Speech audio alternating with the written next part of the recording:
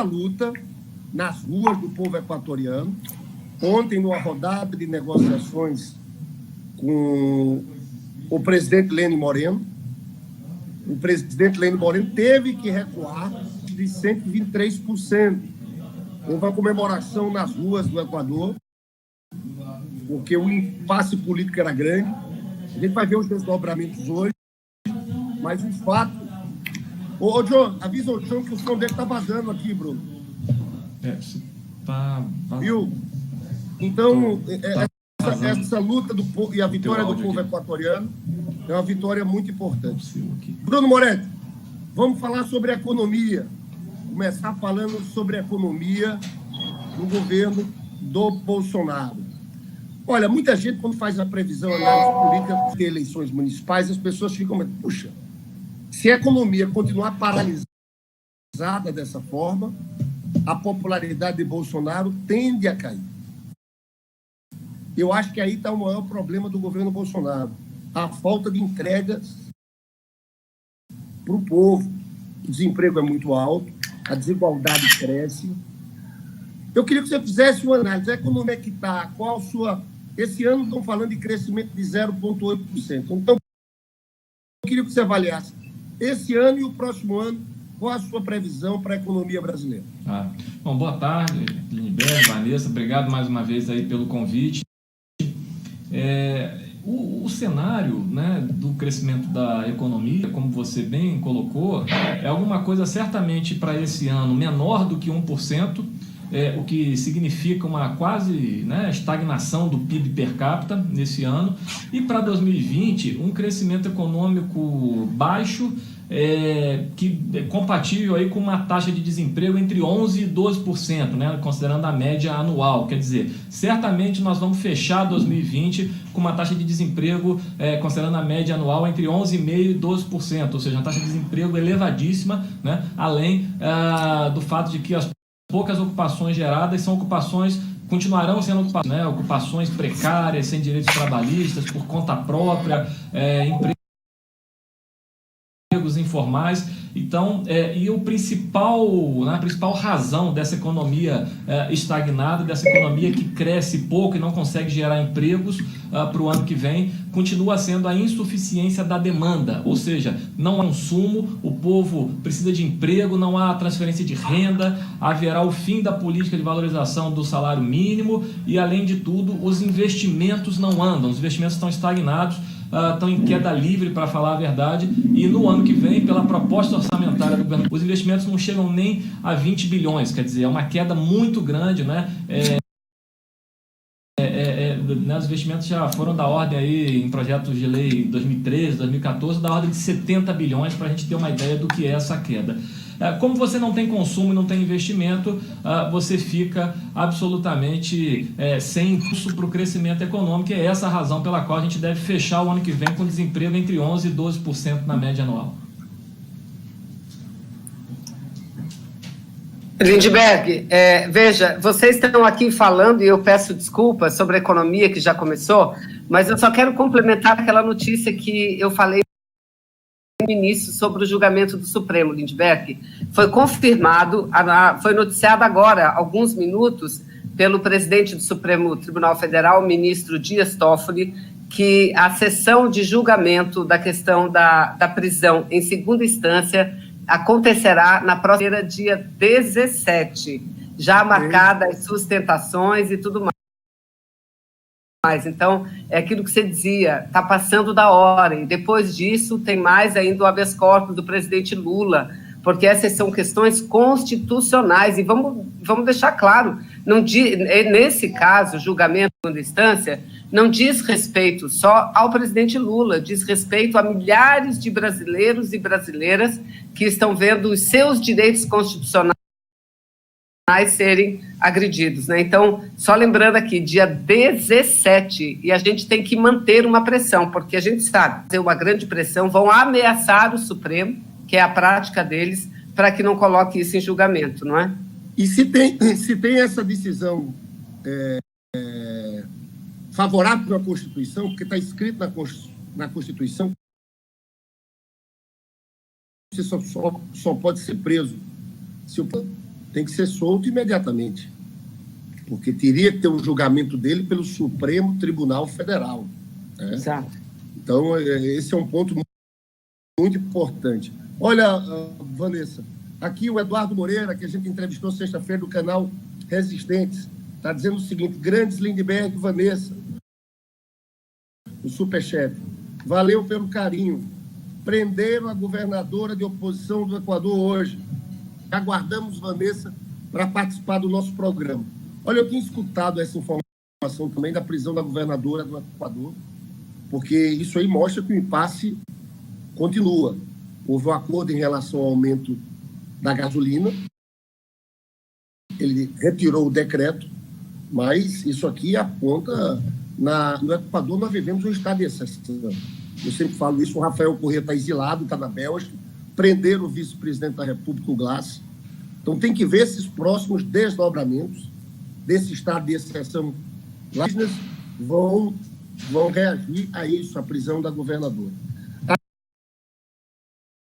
A Sônia Faria disse, hoje não era o Anitablian, Rogério Anitablian, que você tinha falado, Vanessa. Nós vamos ligar para ele hoje, eu vou ligar para que ele participe amanhã com a gente aqui no nosso programa. Mas vamos ao Bruno. Você quer fazer uma pergunta? Eu quero, viu, Bruno? Eu acho que essa questão a gente precisa falar muito com a população brasileira e esclarecer o que está acontecendo. Porque mesmo que a economia se recupere, o nível de investimentos públicos por conta da emenda constitucional 95, não é, Bruno? Por conta disso, que a limitação imposta, que, aliás, lá no Equador, é a mesma coisa que eles queriam fazer, viu, Lindbergh? A mesma coisa é limitar os públicos, que é o que está sendo feito aqui. Que mesmo que aumente a arrecadação, a educação não vai receber um centavo a mais daquilo que já recebeu, enquanto que a demanda aumenta, não é? E você pode falar, porque você já começou a falar sobre isso, mas muita gente não sabe disso. Muita gente acha que se recuperar a economia, se o governo arrecadar mais, aí sim a gente já vai tirar o pé da lama, a gente vai começar a crescer, desenvolver, gerar emprego. Mas não é isso, né, Bruno? Claro. Vamos pegar o caso da saúde, né? Muito ilustramento. Com as regras da emenda constitucional 95, a saúde, né? Nós fomos os primeiros a falar sobre isso. A saúde perde mais de 10 bilhões em 2020, pela proposta orçamentária de 2020. Isso se deve ao congelamento do valor mínimo obrigatório que a União tem que gastar em saúde. Essa questão fez matéria falando de uma perda em torno também de 10 bilhões para o ano que vem. O que acontece? A gente poderia perguntar, bom, isso é por conta de uma perspectiva de baixa arrecadação, tendo em vista uma economia que não decola, que está quase estagnada, e aí, caso essa economia melhore, estes valores poderão ser repostos, né? A saúde, por exemplo, poderá aumentar o seu financiamento? Não, a resposta é não, porque a emenda constitucional 95 de congelamento ou até de redução da despesa pública, da despesa social, dos investimentos em relação ao PIB, né? Quanto mais o PIB andar para frente, quanto mais o PIB crescer, pior a despesa ficará em relação ao PIB, porque ela está congelada. E pior, né? Desrespeitando inclusive os ciclos eleitorais, ou seja, essa regra vale por 20 anos, né? Depois valerá, desculpem, por 20 anos. No caso dos investimentos, a mesma coisa, né? Nós temos menos de 20 bilhões orçados em investimento público e é um quase consenso entre os economistas de que para o país voltar a crescer, realmente você precisa recuperar os investimentos públicos, a chamada variável autônoma, o país crescer. No entanto, como vocês bem colocaram, diante do teto de gasto, né, a despesa está congelada e pior, se a receita frustrar ano que vem, ou seja, se ela vier pior do que o projeto de lei orçamentária prevê, você ainda terá novas quedas em função da lei de responsabilidade. Você pode ter um quadro ainda pior. E, por outro lado, caso as receitas aumentem, essas receitas não virarão mais serviços públicos esperados pela população. É a cara de um Estado feito para não atender às demandas da população. Afinal de contas, a arrecadação melhorando, nada acontecerá com financiamento. Ô Bruno, mas escuta só. O discurso deles aí é o seguinte. Olha, se aprovar a emenda constitucional do teto dos gastos, os empresários vão retomar a confiança e vão investir. A economia vai crescer. Estava eu e Vanessa lá lutando contra a emenda constitucional 95. Aí depois disseram, olha, agora é a reforma trabalhista. Se a gente aprovar a reforma trabalhista, a confiança vai voltar e eles vão investir. Nada.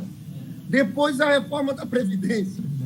Você sabe que eu acho que é o Paul Krugman, foi o Paul Krugman, que dizia o seguinte, olha, não existe, para ter crescimento econômico, tem que ter demanda, como falou o Bruno Moretti. Tem que ter demanda, tem que ter gente querendo comprar.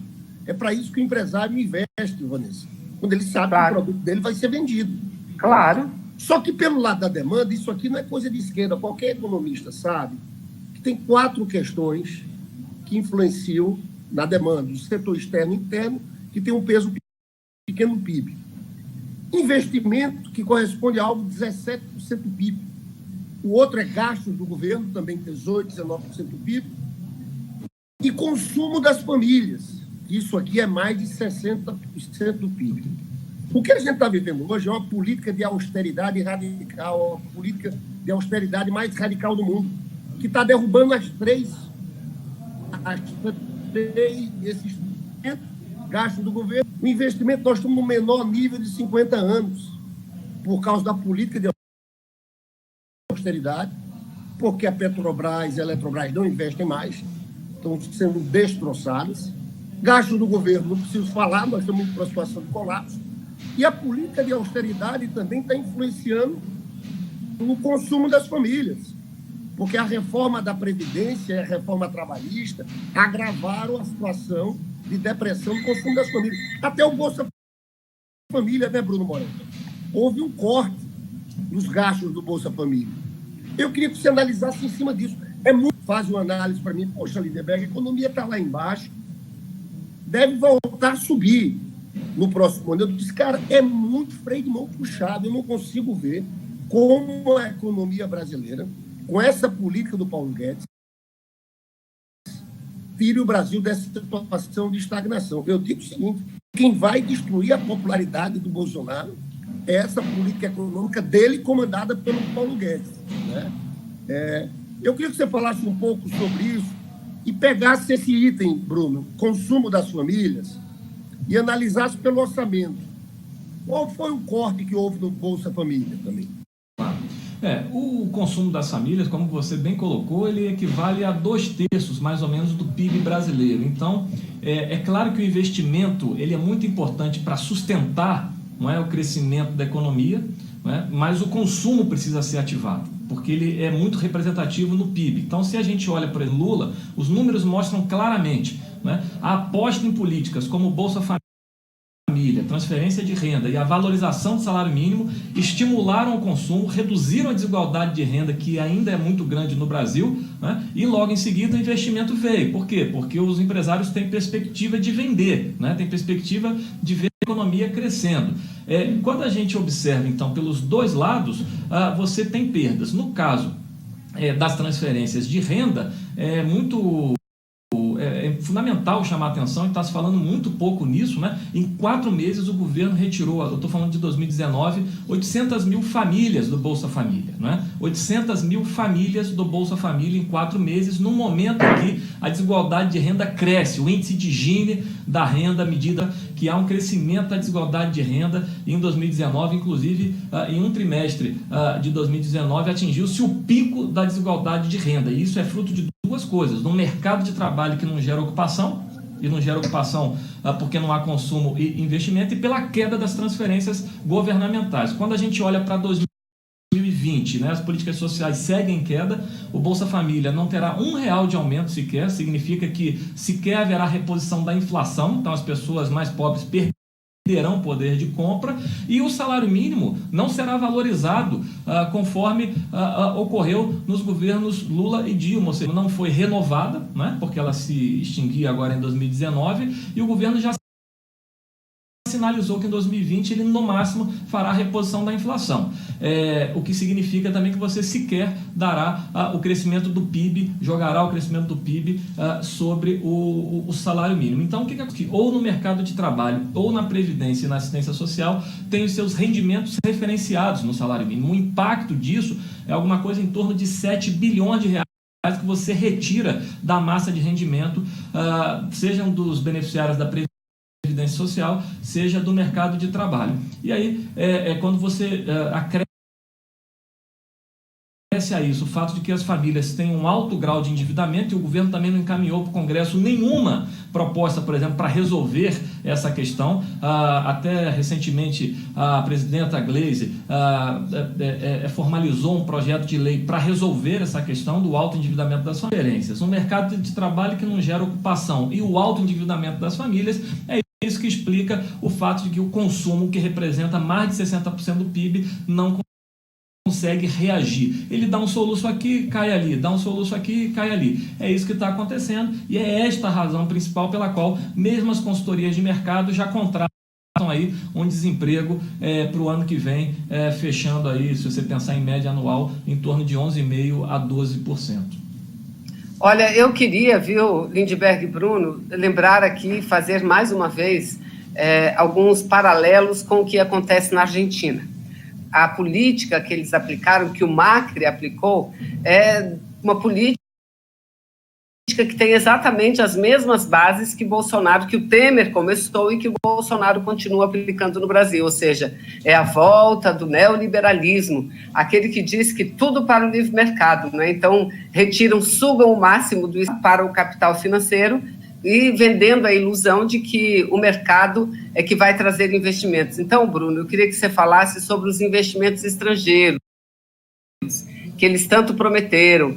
Eu e Lindbergh, quando nós estávamos lá, né, Lindbergh, na reforma trabalhista, porque tudo começou ali com o Temer, disseram, não, com a reforma trabalhista vai abrir mais emprego, porque a economia vai dinamizar, vai vir mais investimento, zero. Investimentos privados estrangeiros, eles prometiam, zero. Aí depois começaram a reforma previdenciária e a mesma desculpa. Agora está acabando a votação da reforma previdenciária, os investimentos não vieram, então eles estão dizendo que os investimentos estrangeiros virão. Mas na Argentina, acaba de sair a notícia hoje de que mais de 5.000 indústrias foram fechadas na Argentina no governo do Macri. Veja bem, mais de 5.000. E o resultado do PIB deles, do PIB desse 19, óbvio que o ano ainda não fechou, mas nesse período de 2019, o PIB, no geral, diminuiu, ou seja, a produção, a riqueza do país diminuiu em 3%. Mas o PIB industrial diminuiu em 5%. Mais de 35% da população pobre foi para a pobreza, não é? Então, fale sobre isso e se há perspectiva de fato, Bruno, de vir os tão falados investimentos estrangeiros para o Brasil, ou se isso está diminuindo? Claro. Esse efeito confiança, né, sobre o qual eles tanto falam, realmente é uma espécie de mito que nunca se... Porque numa economia que não tem demanda, que não tem de onde tirar consumo, em que não há investimentos, você não consegue colocar essa economia para crescer. A aposta deles seria numa retirada, numa redução do Estado, e essa redução seria substituída por investimento privado, né? Quando a gente pensa, por exemplo, no setor, na economia mundial, é uma economia que está em desaceleração, não há quem possa apostar hoje no setor externo. Na verdade, o que você tem uma redução, uma retirada, inclusive, de recursos da Bolsa, e, por outro lado, a aposta que eles fazem em privatizações também é uma aposta absolutamente equivocada, porque, na verdade, você tem uma redução muito forte dos investimentos das empresas estatais, sobretudo petróleo. O que tem acontecido é que as privatizações não têm nenhuma exigência de ampliação dos investimentos, né? Ao contrário, elas têm sido realizadas meramente como uma troca de dono daquele ativo. Você não tem ampliação do investimento. Na verdade, aquilo que era patrimônio público se torna patrimônio privado, e acontecem, por exemplo, como o caso das refinarias da Petrobras que estão à venda. Como elas já estavam amortizadas, ou seja, já havia se recuperado os investimentos feitos, agora quando houver um investimento nelas para que elas sejam privatizadas, os novos donos vão querer repassar esses valores, não é, para os custos. Então, é claro que isso terá impacto sobre preços sem ampliar os investimentos. Então, na verdade, esta lógica de ampliação dos investimentos privados ou dos investimentos estrangeiros, seja por conta da desaceleração da economia mundial, seja pelo fato de que as privatizações não exigem, são feitas de maneira que não exige-se, né? O caso da malha de gasoduto do norte e nordeste da TAG, por exemplo, mostra bem isso, mostra que não haverá essa substituição do Estado pelo setor privado. Muito pelo contrário, você vai ter a retirada do Estado e uma queda ainda mais acentuada do investimento. E é essa a razão principal pela qual nós estamos, né, já há alguns anos apostando nessa política de austeridade, e o que você tem hoje é uma taxa de investimento da economia que não chega nem a 16% do PIB, né? Ela sequer chega a 16% do PIB, e o setor público tem uma grande contribuição para essa queda, com essa política de austeridade, e o setor privado realmente não investe, e não investirá também porque você não faz investimentos em máquinas e equipamentos com uma grande capacidade ociosa, porque não tem perspectiva de vender.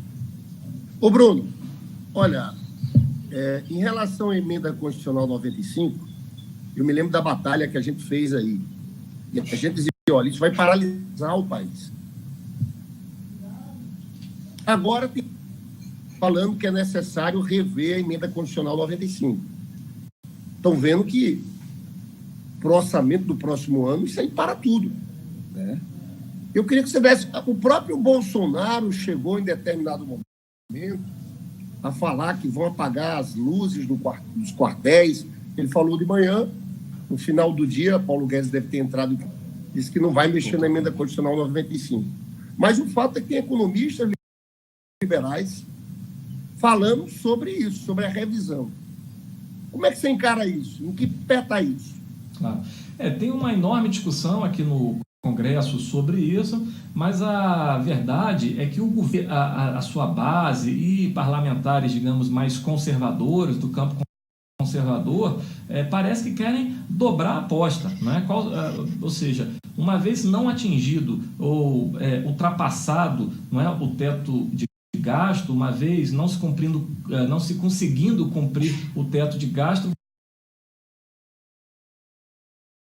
se ativaria o que eles chamam de gatilhos para fazer mais reduções de despesa, né? E aí é interessante a gente ver o seguinte, essa política de austeridade, que é um pouco também do que aconteceu na Argentina, que a Vanessa estava citando, ela não é só socialmente cruel, porque ela aumenta o crescer, ela fiscalmente ela também é um desastre. Por quê? Você bota o país estagnado, não consegue crescer, não gera arrecadação e faz novos cortes de despesa sempre porque você não consegue gerar arrecadação. Então, quando você olha para a dívida pública do Brasil, por exemplo, a dívida bruta não caiu, mesmo diante de toda essa política de austeridade. Ao contrário, ela subiu mais de 10 pontos percentuais. Na Argentina, a mesma coisa, né? Voltando à discussão do teto de gasto, nossa posição aqui tem sido a de fazer uma revisão geral das regras fiscais do país, né, que passa, evidentemente, por revogar a emenda que vai contrair a despesa pública, prejudicar os serviços públicos, os investimentos e o crescimento do país, e colocar em seu lugar uma outra regra fiscal mais racional, né, que de alguma maneira consiga combinar sustentabilidade fiscal, crescimento econômico e redução da desigualdade. Mas, no debate, digamos assim, mais pragmático, a gente está defendendo, né, que pelo menos você retire do teto de gasto um conjunto de despesas como os investimentos públicos, porque, afinal de contas, eles estão deprimidos, estão em queda livre e isso econômicos, como a gente já falou aqui, muito profundos, mas muitos economistas conservadores, parlamentares da base do governo estão defendendo, na verdade, que uma vez não se atingindo o teto, ou não se conseguindo cumprir o teto de gasto, que você faça novas reduções de despesa, né? Inclusive novas reformas constitucionais para reduzir ainda mais a despesa pública. Eu queria rapidamente só lembrar, assim, muita gente pergunta, bom, mas com a reforma da Previdência, abre-se espaço fiscal para o país gastar mais no teto? Não, não é? Toda a reforma que eles fizeram, ela é cruel em vários aspectos, ela mexe em aposentadoria, específicos de saúde, pessoas com incapacidade permanente, reduzem até 40% os benefícios da Previdência, mas ainda assim a despesa previdenciária ela vai se estabilizando com o tempo. Então significa que até 2026 eles têm que reduzir 4 pontos de PIB da despesa pública para que a despesa caiba em novas reduções em educação, saúde e investimento. Então a discussão de que a reforma da Previdência viria, claro, para gerar crescimento, nem eles falam mais, mas para permitir outros gastos também se mostrou falaciosa, porque ela não abrirá sequer esse espaço, né? Tamanha é a crueldade desse teto de gastos. Entendi, viu, Lindbergh? Então, veja bem, apesar de ter algumas pessoas dentro do próprio governo que defendem uma flexibilização dessa política do teto de gastos, ou seja, na emenda constitucional 95, o que o Bruno alerta aqui é que há um número significativo, e até agora eles têm, que também é a opinião do Guedes, de manter essa regra, que para eles é uma questão de honra, né? Ou seja, para cada vez canalizar mais recursos para o capital financeiro. E, Bruno, se a situação já é muito grave do jeito que está, porque é isso que o Lindbergh falou, isso não é força de retórica não, minha gente. Quando pode parar, sim. Ano que vem pode parar. Eu não digo assim, literalmente, tudo vai fechar, mas muita coisa vai diminuir. As bolsas dos estudantes das universidades públicas já estão diminuindo, elas vão diminuir muito mais. A possibilidade de uma diminuição salarial, ela é clara, inclusive eles estão debatendo isso, né? Gatilhos.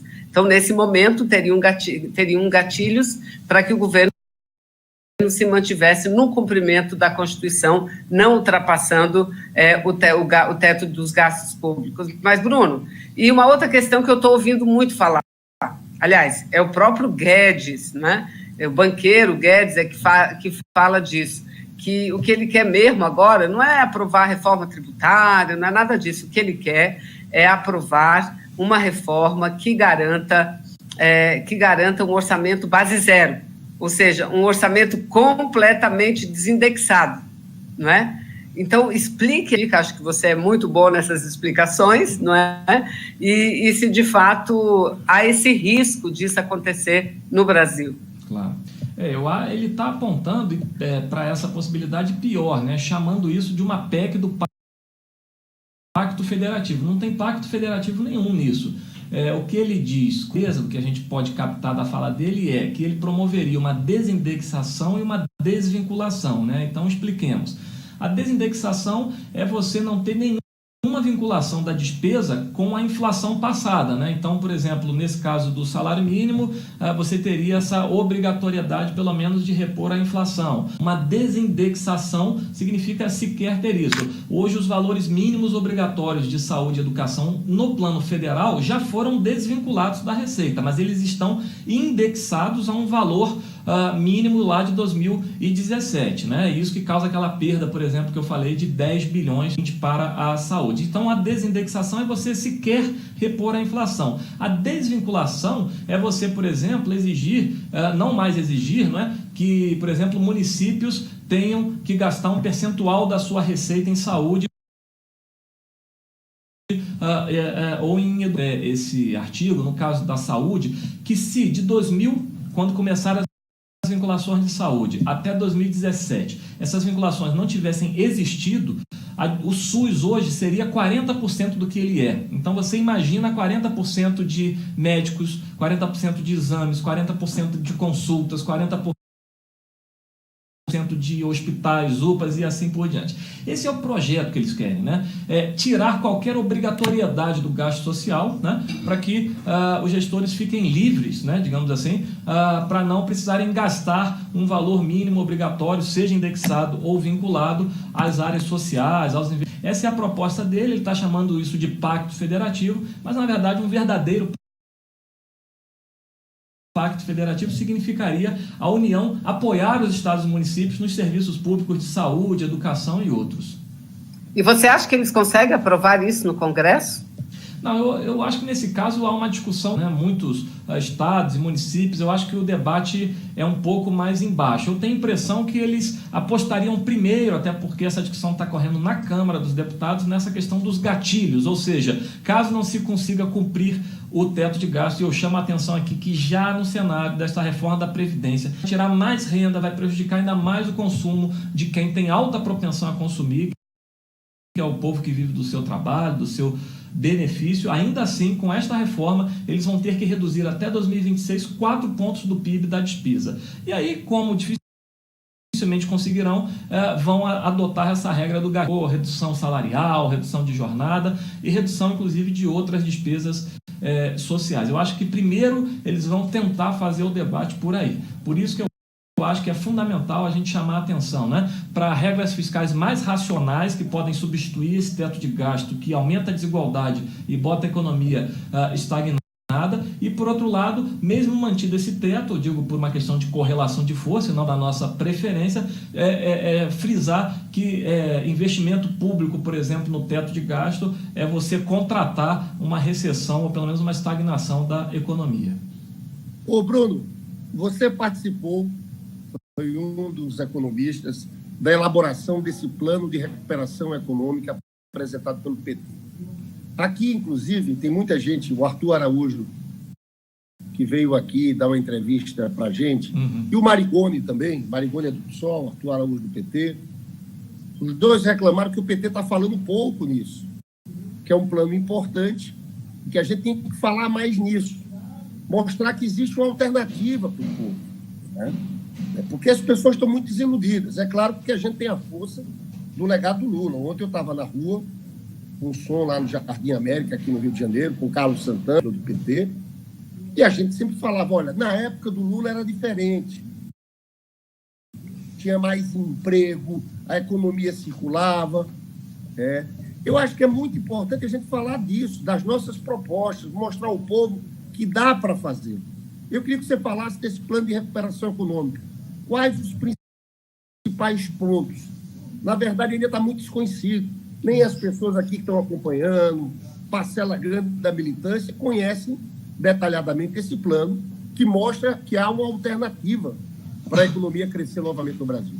Perfeito, eu concordo. Acho que a gente precisa falar mais disso, mostrar que há saídas para a economia e elas passam por um programa que é o contrário desse que está sendo aí implementado, né? Ele basicamente tem duas pernas. Uma é a do estímulo ao consumo, pelas razões que a gente já falou, e a outra é a retomada das obras que estão paradas e do Minha Casa Minha Vida. Como a gente, inclusive, no plano indica que há caminhos fiscais para sustentar um plano como esse, né? Do ponto de vista dos investimentos, é claro, primeiro precisa tirar o investimento dessas regras fiscais restritivas. E isso vai ser positivo do ponto de vista fiscal, porque isso vai gerar emprego, crescimento e mais arrecadação. Então, primeiro é retomar as obras paradas e o Minha Casa Minha Vida. Minha Casa Minha Vida tem um orçamento previsto aí para 2020 que não chega a 3 bilhões de reais, quer dizer, é um valor ridículo, né? E a gente sabe que a construção civil é um setor intensivo em mão de obra, né? Um setor que perdeu quase 1 milhão de empregos, aí, mais de 900 mil empregos na crise, e é fundamental reativar a conta atendendo a esse direito à moradia. Do ponto de vista do consumo, né, nós temos algumas defesas ali que são relevantes. Primeiro, atualizar a tabela do imposto de renda, porque a gente sabe que, como essa tabela não é atualizada desde 2015, isso retira a renda disponível que, uma vez atualizada a tabela, poderia ir para o consumo das famílias, né? Haveria mais consumo, isso seria fundamental de se fazer. Além disso, é fundamental você incluir no Bolsa Família, né, as famílias que migraram para uma condição de extrema pobreza em razão da crise, e os números mostram que há um número considerável de famílias que foram para a extrema pobreza ou voltaram à extrema pobreza com a crise, e também garantir a valorização real do salário mínimo. Então, na ponta do consumo, digamos assim, o que tem impacto fiscal é isso, e no ponto de vista do investimento é retomar obras paradas e o Minha Casa Minha Vida. Além disso, para concluir, serviços sociais, serviços comunitários que gerariam ocupações no curto prazo, seria fundamental de se fazer, né? E um projeto também de renegociação das dívidas das famílias, porque a verdade é que elas não conseguem tomar créditos para consumir, porque existe um alto grau de endividamento e até de inadimplência das famílias. E o mais interessante é que a gente demonstra que há caminhos para sustentar, digamos assim, do ponto de vista fiscal, para financiar o consumo das famílias, né? Entre outras questões, isso passa pela reoneração de setores que foram recentemente exonerados e são setores riquíssimos, né? O setor bancário reduziu a sua contribuição social sobre o lucro líquido em 5 pontos percentuais recentemente. O setor de petróleo e gás, né, que nós vamos ter um grande leilão, são 2 lutadores contra uma lei, contra uma medida provisória 795, que fez desonerações da ordem de 1 trilhão em 25, 30 anos, e isso tem impacto no curto prazo, né? Está se discutindo muito essa questão do bônus de assinatura, que é o valor pago no ato de assinatura do contrato. Só esse bônus causa uma perda de 12 bilhões para estados e municípios, mais de 25 bilhões aos cofres públicos, porque eles serão deduzidos do que as petroleiras pagam de imposto de renda e royalty. Então, ali a gente nem está discutindo assim uma reforma tributária, porque a gente tem uma outra proposta para isso, né? Mas ali a gente está discutindo a reoneração de setores que estão pagando menos impostos, né? E a retirada dos investimentos do teto de gasto e do resultado primário para poder gerar crescimento econômico. Então, ou seja, é um programa que estimula o investimento e diz como financiar. 2 coisas, viu, Lindbergh, que eu quero levantar aqui. Primeiro, isso é muito importante. Eu acho que não só o Partido dos Trabalhadores, nós mesmos temos um conjunto de medidas apresentadas, outros partidos, os partidos de esquerda se reúnem com muita também tem esse objetivo de apresentar uma pauta alternativa comum. Isso é muito importante para mostrar que nós temos o que fazer. Nós temos a alternativa. Aliás, isso já foi feito. É bom porque as pessoas sabem, hoje, brasileiros e brasileiros, que isso não é só um discurso, porque quando estivemos no governo, o presidente Lula, o presidente Dilma, no seu primeiro mandato, isso foi feito. E, aliás, o presidente Lula tirou o Brasil de uma crise que foi uma crise gravíssima e que atingiu o mundo inteiro a partir de 2008. E exatamente com essa política, o poder aquisitivo das pessoas, dos mais pobres, dos mais humildes. E aí, isso é uma questão. Então, para a gente aplicar isso, a gente tem que vencer esse governo. Nós temos que derrotar o Bolsonaro. Agora, as pessoas, Lindbergh, eu vejo assim, e Bruno, elas só vão à luta se elas souberem que tem uma alternativa que garanta a estabilidade do Brasil, a estabilidade econômica, mas que garanta também geração de emprego, ou seja, um retorno daquilo que a gente tinha. E isso não é nenhuma irresponsabilidade. Eu lembro, gente, no impeachment da Dilma, é acabar com essa gastança. Isso é uma gastança. Mas olha aí, ó, relatório recente da UNTED, que é uma agência sobre o desenvolvimento, né? É uma agência para o comércio e o desenvolvimento das Nações Unidas, da ONU, num relatório que ela divulgou recentemente, ela mostra, deixa claro, elevadíssimo de que aconteça uma recessão já em 2020, em vários países do mundo, inclusive no Brasil, em 2020. E para sair desse perigo, para evitar este perigo, o que ela orienta? A essa agência das Nações Unidas, o seguinte, que acho que expansão fiscal, que é isso tudo que o Bruno está colocando, não é isso? É colocar mais dinheiro da economia e não tirar. E aqui só se fala em austeridade. Eu volto a dizer, não existe um programa de austeridade fiscal tão radical quanto esse que a gente enfrenta. É uma loucura completa. Né? Lindbergh, e desculpa, não, só para dar um dado interessante nesse aspecto, né? Nós estamos tão atrasados com essa aposta na austeridade que a gente tem hoje, por exemplo, né, artigos do FMI chamando a atenção para o fato de que ampliar o investimento público é fundamental porque ele tem altos efeitos multiplicadores sobre a renda e o emprego. O FMI, né? Perdão aí, claro. Era só para dar o dado. Olha, Vanessa, aqui vamos para a última pergunta para o Bruno Moretti sobre cessão onerosa. Só que antes, queria cumprimentar aqui Cleide Aparecida, César Fábio Miller, Ministério Laranja, o Ministério da Laranja está sempre nos acompanhando, Tristão Araripe de Alencar, Cleide Aparecida, vamos à luta, PT, queremos Lula livre, Carlos Alberto Veloso no Superchat, Boa tarde. Vão aprovar para sobrar dinheiro para obras, onde ocorre de emendas parlamentares, vai ser uma festa.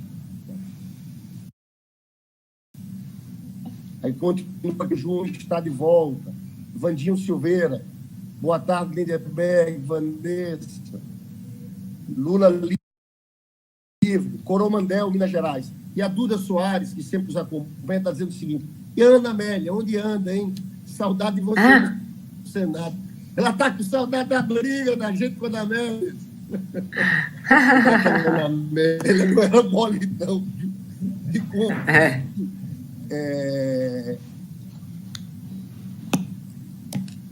Bruno, generosa, assim, entrega do Brasil. Engraçado que as pessoas generosas fica só a briga de Estado querendo aumentar. E eu estou numa situação muito difícil, essa crise. Mas ninguém entrega. Eu estou com pressão brasileira, um dos motivos, talvez os mais importantes. Eles não aceitavam o presidente com a China, com a Rússia, aparentemente unidos, mas tinha essa visão da liderança. Não querem, eles querem colocar como Bolsonaro e outra pressão brasileira, que foi a descoberta da Petrobras, e que eles estão entregando, pessoal. Eu queria que você explicasse o tamanho do prejuízo para os brasileiros, que são onerosas também. São vários aspectos envolvidos nesse leilão e é importante a gente falar sobre ele porque o pré-sal, como você colocou, ele é um recurso estratégico para o Brasil, não é? E é claro que as grandes potências, as grandes empresas petrolíferas cada vez mais lidam com o pré-sal, entram no país para explorar o pré-sal como uma espécie de ciclo colonial, né? Como outro dia estava posto aí num texto da AEPET. O que acontece, né? Primeiro, essa coisa que a gente já falou da MP 795, né? A exploração do pré-sal é feita hoje de uma maneira tal que você pode dar base de cálculo lá para pagar o seu imposto de renda, a sua contribuição social sobre o lucro líquido, valores enormes, né? Então você pode abater as importâncias que você aplica no setor, inclusive o bônus de assinatura que eles pagarão. Então, esses abatimentos diminuem o imposto de renda que eles pagam, estados e municípios.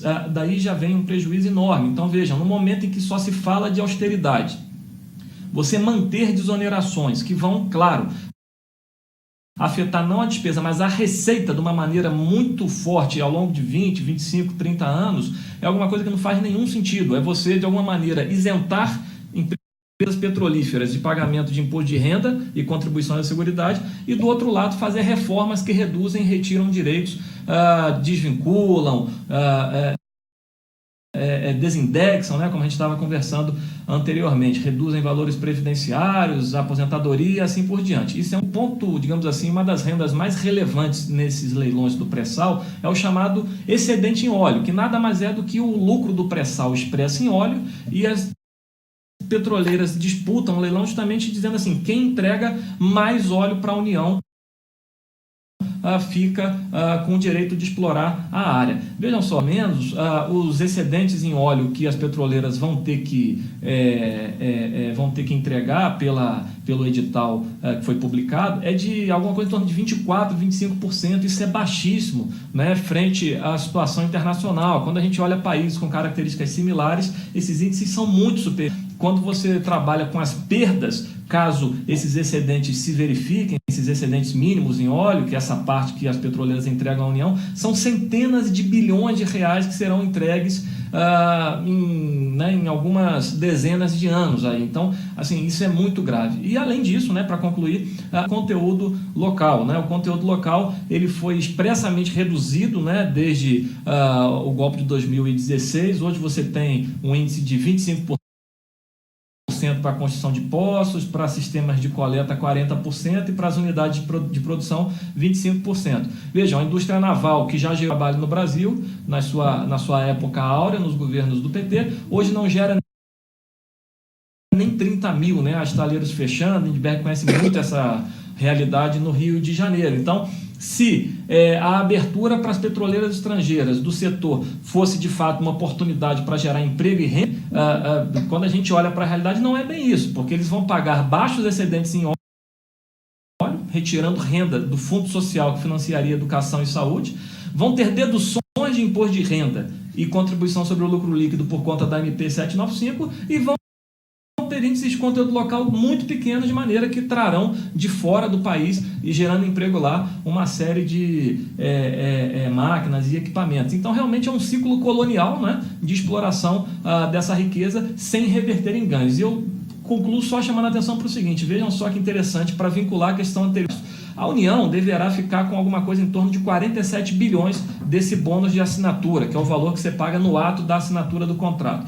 Pergunto a vocês, quanto desse valor reverterá em mais saúde, educação e investimentos? Nada. Por quê? Porque esses recursos ficarão retidos no teto de gasto. Então,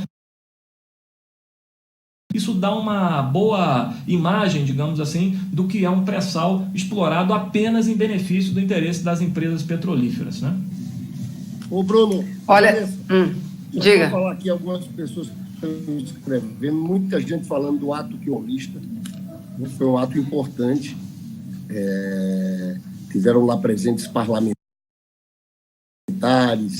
lideranças, o Boulos esteve presente, a Gleisi Hoffmann, Fernando Haddad, eu vi Ivan Valente do PSOL, né?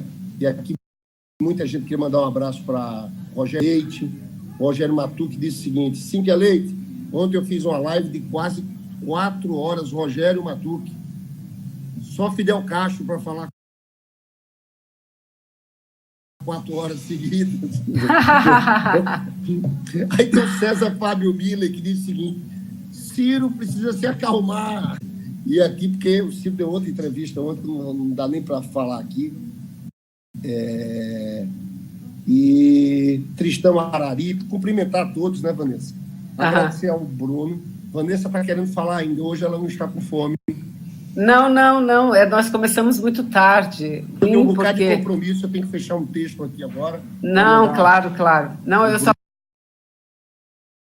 quero também, viu, Lindbergh, dizer, o Bruno já tocou aí, para as pessoas que têm interesse em saber de forma mais aprofundada sobre o mal que eles estão fazendo para o Brasil através da privatização do pré-sal, porque é isso que está acontecendo, né? O pré-sal, eu me lembro como se fosse ontem, o presidente Lula, eu acho que nunca ele comemorou tanto alguma coisa como ele comemorou a descoberta do pré-sal, porque era a nossa carta de alforria. O Lindbergh trouxe aqui acho que não repete por vários mandatos, né? Fernando Siqueira, ele deu uma aula aqui mostrando assim por que na Europa, não é, a Noruega, que era um dos países mais pobres, se transformou um dos países, nações mais ricas, que tem o maior fundo soberano e que, aliás, investe muito na Amazônia brasileira, é o maior investidor, né, do Fundo Amazônia. Por que isso aconteceu? Porque eles usaram a riqueza do petróleo para o Estado norueguês, que era o que a gente queria fazer, o que o presidente Lula pensava em fazer para o Brasil. E agora não, a gente está vendo eles destruírem tudo isso. É usar o pré-sal para garantir a riqueza de empresas multinacionais que já muitas delas em estado de falência quase, não é, Bruno? E que agora começam a se recuperar tomando de conta dessas novas reservas milionárias. Olha, é algo assim de doer o coração. E ver que muita gente diz, mas tem que fazer, porque senão daqui para frente a gente não vai mais nem ter direito à aposentadoria. Mas como assim? Sim, um lado eles tiram do povo pobre, só deles, e por outro lado fazem isso que o Bruno colocou, aprovam leis que garantem isenção tributária, gente. Vantagens tributárias para estrangeiros. Nossa, é algo assim, sabe? Que a gente tem que mostrar a verdade para as pessoas. Então, olha, Bruno, muito obrigada, viu? Vanessa, pela tua presença. Eu fiz uma brincadeira aqui com o Rogério Matuque, ele está dizendo o seguinte: eu mostrei o ato, Lindbergh, justiça para Lula, mas não falo o tempo todo, eu mostro o ato. Um abraço. Muito bem. E a Michelle Galvão disse: Lindbergh, o Rogério Matuque não fala nas lives deles, ele mostra os atos ao vivo. E eu vou dizer o seguinte, talvez logo a gente ultrapasse essas 4 horas, porque o Lindbergh também vai fazer um ao vivo nas eleições da Argentina, e se ele já prometeu aqui, já está indo para lá e vai fazer um ao vivo, vai transmitir as eleições da Argentina, não é isso? Mas, ó, Lídio, valeu. Ó, o Carlos Alberto só entra no último superchat aqui. A direita disse que o servidor público era vadio, ineficiente e responsável pelas dívidas do Estado. Cadê os servidores da direita? Muito obrigado, Carlos Alberto, está sempre contribuindo. E amanhã eu vou ligar hoje para o Anitabrian, Rogério, para ele estar com a gente amanhã aqui no programa. Tá bom? Valeu, obrigada. Bruno, valeu. Tchau, um abraço para todos.